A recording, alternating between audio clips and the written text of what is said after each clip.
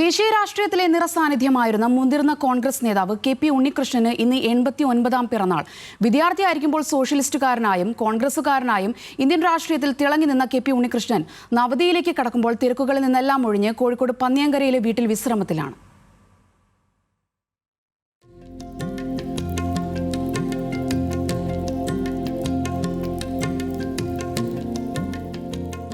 Socialist നേതാവ് റാം മനോഹർ ലോഹിയയുടെ അന്ധമായ നെഹ്റു വിരോധത്തിൽ വിയോജിച്ച് കോൺഗ്രസുകാരനായി മാറിയ സോഷ്യലിസ്റ്റാണ് കെ.പി. ഉണ്ണികൃഷ്ണൻ. കോൺഗ്രസ് പ്രവർത്തക സമിതിയിലേക്ക് മുഴുവൻ പേരെയും നോമിനേറ്റ് ചെയ്യുന്നതിന് പകരം പകുതി പേരെ തെരഞ്ഞെടുപ്പിലൂടെ കണ്ടെത്തണം എന്നാവശ്യപ്പെട്ട് പൂനെ എ.ഐ.സി.സി സമ്മേളനത്തിൽ ശ്യാം നന്ദൻ മിശ്ര അവതരിപ്പിച്ച പ്രമേയത്തെ പിന്തുണച്ച് സംസാരിച്ചപ്പോൾ പ്രസംഗം നന്നായെന്ന് തോളിൽ തട്ടി അഭിനന്ദിച്ചത് സാക്ഷാൽ ജവഹർലാൽ നെഹ്റുവാണ്. സോഷ്യലിസ്റ്റ് നേതാവായിരുന്ന കെ.പി. ഉണ്ണികൃഷ്ണൻ 1959 കോൺഗ്രസിലെത്തുന്നത്. പിന്നീട് ഇന്ദിരാഗാന്ധിയുടെ ഏറ്റവും അടുത്ത ആളുകളിൽ ഒരാളായി. എന്നാൽ അടിയന്തരാവസ്ഥയ്ക്ക് ശേഷം ഇന്ദിരാഗാന്ധിയുമായി അകന്നു. കോൺഗ്രസ് എസിന്റെ ദേശീയ നേതാവായി. ബോഫോഴ്സ് അഴിമതി കേസിൽ രാജീവ് ഗാന്ധിയെ വിറപ്പിച്ചു. വി.പി. സിംഗിന്റെയും ഐ.കെ. ഗുജ്റാളിന്റെയും നരസിംഹറാവുവിന്റെയും കാമരാജിന്റെയുമെല്ലാം പ്രിയപ്പെട്ടവൻ. ഇന്ത്യൻ രാഷ്ട്രീയത്തിലെ പ്രധാന സംഭവങ്ങൾക്കെല്ലാം സാക്ഷിയായ കെ.പി. ഉണ്ണികൃഷ്ണന് ശാരീരിക അവശതകൾക്കിടയിലും ഓർമ്മകൾക്ക് തിളക്കം കുറഞ്ഞിട്ടില്ല. പിറന്നാൾ ഒരു പായസ മധുരമാണ്. സാധാരണ എൻ്റെ വീട്ടില് മാതാപിതാക്കൾ, പ്രത്യേകിച്ച് അമ്മ, താല്പര്യമെടുത്തിട്ട്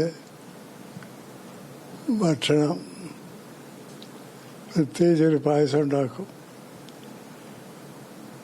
മധുരം വേണമെന്നായിരുന്നു അന്നൊക്കെ. പിന്നെ അവരെ ക്ഷേത്രത്തിൽ പോവും. 25 വർഷം വടകരയിൽ നിന്നും തുടർച്ചയായി MP-യായ കെ.പി. ഉണ്ണികൃഷ്ണൻ 1989 വി.പി. സിംഗ് മന്ത്രിസഭയിൽ മന്ത്രിയായി. ഇറാഖ് കുവൈത്ത് യുദ്ധത്തിൽ കുവൈത്തിൽ കുടുങ്ങിയ ഇന്ത്യക്കാരെ തിരിച്ചെത്തിക്കാൻ അന്നത്തെ വിദേശകാര്യമന്ത്രി ഐ.കെ. ഗുജ്റാൾ പരാജയപ്പെട്ടപ്പോൾ സദ്ദാം ഹുസൈനെ ഒളിത്താവളത്തിൽ പോയി കണ്ട ആളാണ്. ആ ദൗത്യം ഇന്നും അഭിമാനത്തോടെ ഓർക്കുന്നുണ്ട്. രാജീവ് ഗാന്ധി പ്രധാനമന്ത്രിയായിരിക്കുമ്പോൾ ഉണ്ടായിരുന്ന ചില പ്രശ്നങ്ങളെക്കുറിച്ച് ഉള്ള ഒരു എൻക്വയറി നടക്കുമ്പോൾ ഗ്രൗണ്ട് ചെയ്തായിരുന്നു. അപ്പം അത് ആ ഗ്രൗണ്ടിൽ ഓർഡർ ലിഫ്റ്റ് ചെയ്തു. ഇതൊക്കെ റിലീസ് ചെയ്ത് പ്ലെയിൻസൊക്കെ വൃത്തിയാക്കി. അത് ഗവൺമെൻറ്റിൻ്റെ ഇനിഷ്യേറ്റീവിൽ ദുബായിലേക്കൊക്കെ വന്നു. അങ്ങനെയൊരു സംഭവമായി. അകന്നുപോയ കെ.പി. ഉണ്ണികൃഷ്ണനെ 1994 പ്രധാനമന്ത്രിയായിരുന്ന നരസിംഹറാവുവാണ് വീണ്ടും കോൺഗ്രസിലേക്ക് ക്ഷണിക്കുന്നത്. സാഹിത്യകാരന്മാരായ O.V. വിജയൻ, V.K.N. എന്നിവരുമായെല്ലാം അടുപ്പം പുലർത്തിയ നേതാവ്. അന്തരിച്ച മാധ്യമപ്രവർത്തകൻ T.V.R. ഷെണായി ഒരിക്കൽ ഇങ്ങനെ എഴുതിയിട്ടുണ്ട്: ഉണ്ണി രാവിലെ എഴുന്നേറ്റ് പ്രവർത്തനം തുടങ്ങിയിരുന്നുവെങ്കിൽ പ്രധാനമന്ത്രി വരെ ആകുമായിരുന്നു. ഈ വാചകത്തിൽ കെ.പി. ഉണ്ണികൃഷ്ണന്റെ ജീവിതമുണ്ട്. നവതിയിലേക്ക് കടക്കുന്ന കെ.പി. ഉണ്ണികൃഷ്ണന് പിറന്നാൾ ആശംസകൾ.